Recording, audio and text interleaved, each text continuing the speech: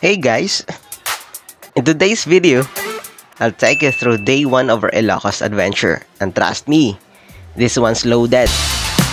From iconic historical landmarks to wild off-road rides, relaxing beach moments, and jaw-dropping landscapes, we did it all in just one day.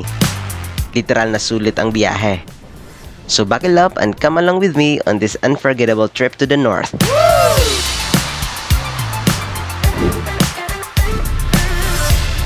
Our journey started back in Manila. We boarded the van around 9 p.m. This was an overnight ride and we were all hoping to get some sleep para may energy kami pagdating sa Ilocos.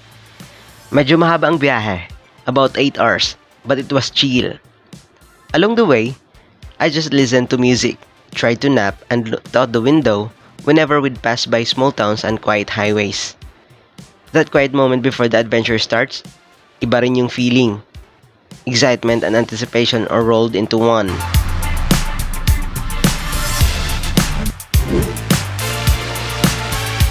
Finally, just a little past 5:30 a.m., we arrive at our first destination, Poway Church.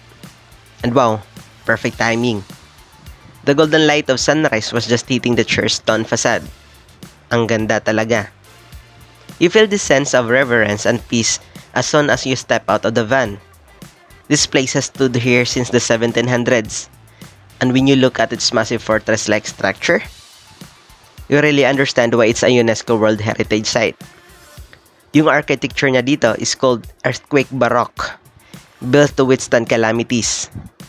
The details, the weathered walls, the wide open lawn, it's not just a church, it's a time capsule.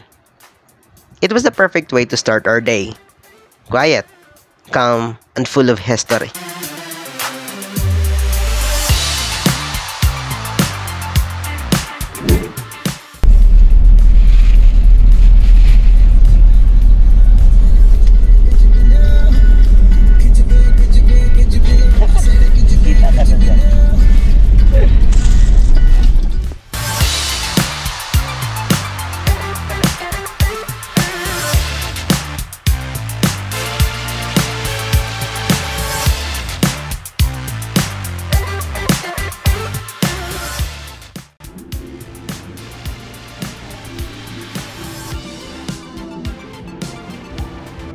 Kain tayo, kabayan.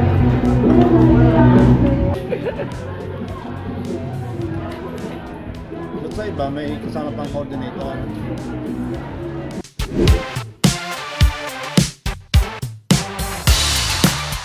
After a peaceful morning, it was time to crank the energy up.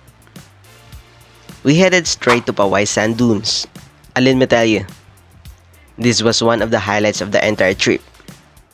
We hopped on this rugged 4x4 tracks, and the moment we started, it was pure chaos, but in the best way possible. The ride was intense, sobrang lakas ng mga dips and turns. Imagine a roller coaster, but instead of tracks, you're on endless hills of sand. We were screaming, laughing, and holding on tight the entire time. Lahat ng pagod sa biyahe, biglang nawala.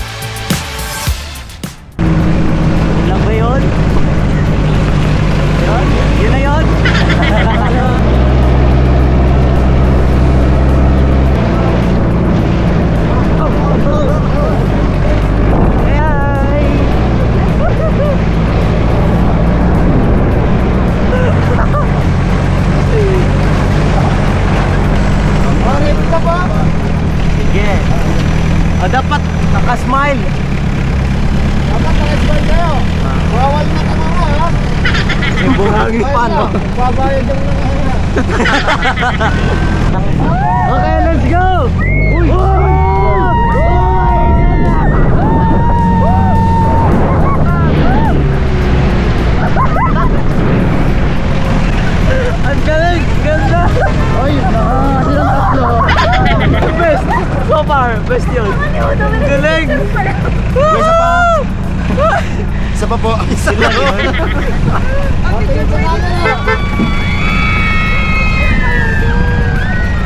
Sige nga, kung kaya ni Kuya pataas. Sige nga.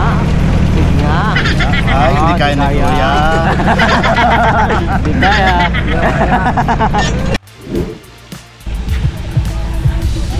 We're going through this escalator. And then came the sandboarding. I was nervous at first.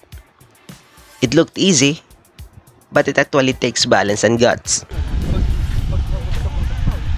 I slid down a few times. Fell more than I'd like to admit, but every wipeout was worth it. Sobrang saya. So if you're in Ilocos, do not skip this. It's one of those experiences that will stick with you long after the trip's over.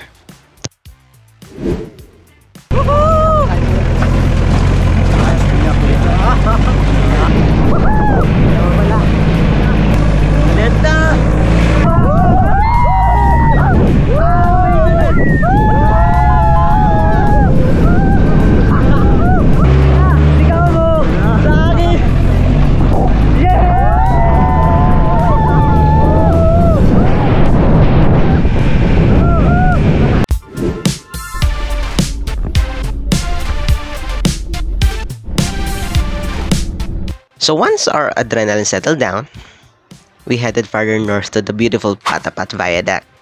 This coastal bridge stretches over a kilometer long, hugging the mountains on one side and overlooking the ocean on the other. It's the kind of drive where you just want to roll the windows down, play your favorite chill playlist, and soak in the view. Ang sarap sa mata. The contrast between the green cliffs and the blue ocean, the calmness of the waves crashing below. It's peaceful, quiet, and really makes you appreciate how diverse the Philippines is when it comes to natural beauty. We stopped here for photos, of course, pang post sa IG, but also just to breathe and take it all in.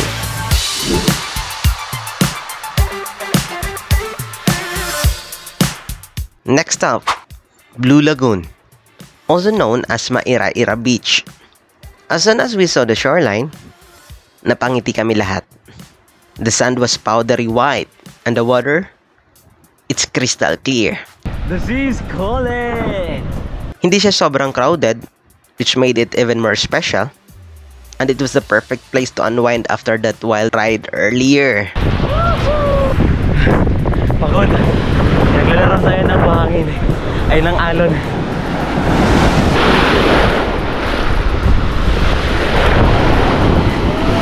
Yon! We swam, chilled under the shade, and just enjoyed the sun. Alam mo yung moment na ang tahimik lang, tapos lahat kayo relaxed? That was this.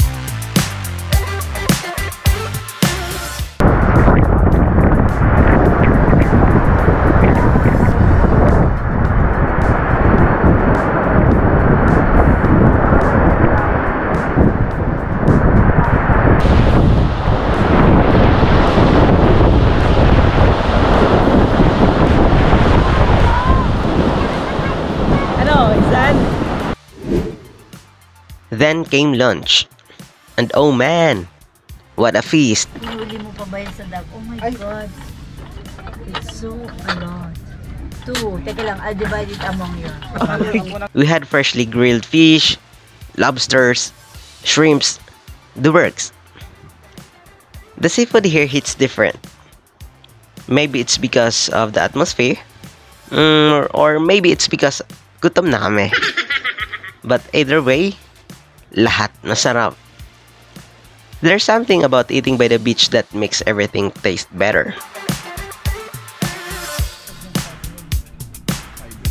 Oh. O, di may mga maintenance dyan. No. At saka kasi, After lunch, we made our way to Bantay Abot Cave, which isn't exactly a cave. It's a giant rock formation with a huge hole in the middle. Locals call it mountain with a hole, and when you see it, you'll understand why. It's perched along the coast with waves crashing underneath. It's rugged, raw, and beautiful. We climbed around a bit, took photos, and just admired how nature carved out something so unique over time. Places like this remind you how much there is to discover in the Philippines. Not just the usual tourist spots, but hidden gems like this that quietly take your breath away.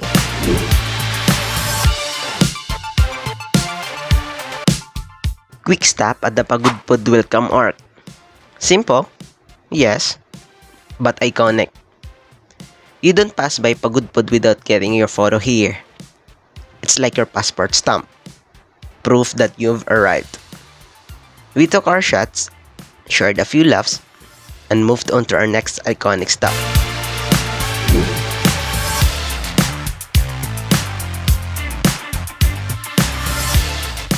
And here it is, the legendary Bangi Windmills.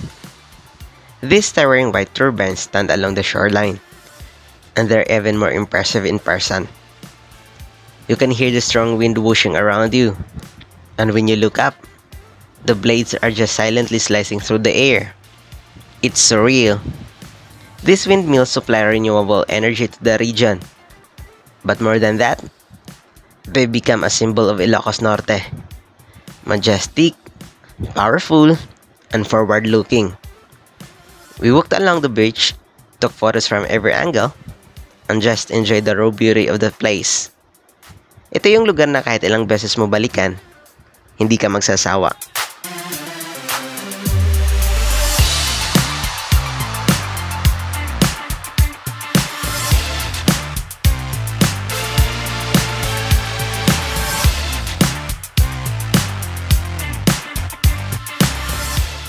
Our last big stop of the day, the Kaporpurawan Rock Formation. Getting there requires a short hike under the sun. Pero once you reach the site, sulit lahat ng pagod.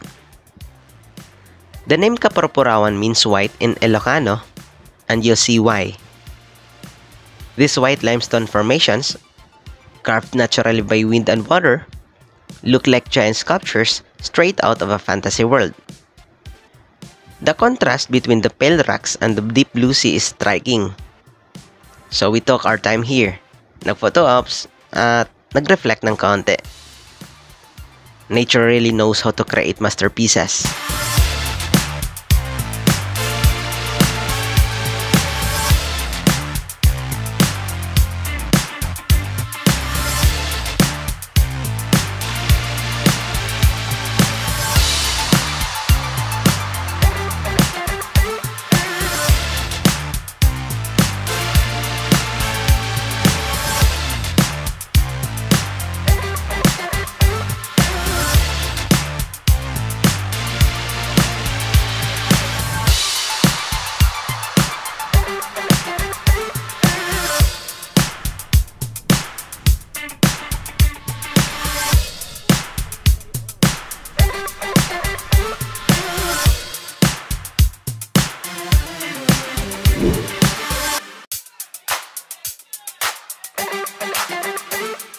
By 6 p.m., we finally made it to our transient house in Lawag.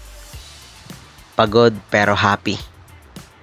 You know that satisfying kind of tired after a full day of exploring? That was exactly what we felt. We dropped our bags, freshened up, and shared stories about our favorite parts of the day. This kind of travel, where you're with people you enjoy, experiencing something new together, it's what makes all the effort worth it. And that wraps up day 1 of our Ilocos tour.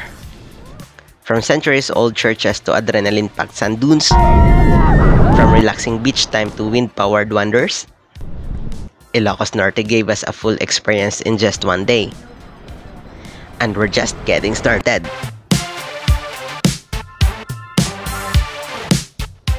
If you enjoyed this video, don't forget to like, subscribe, and hit that bell icon. Day 2 is coming up next, and trust me, we're diving deeper into the culture, food, and hidden gems of the North. See you in the next one! Let's go!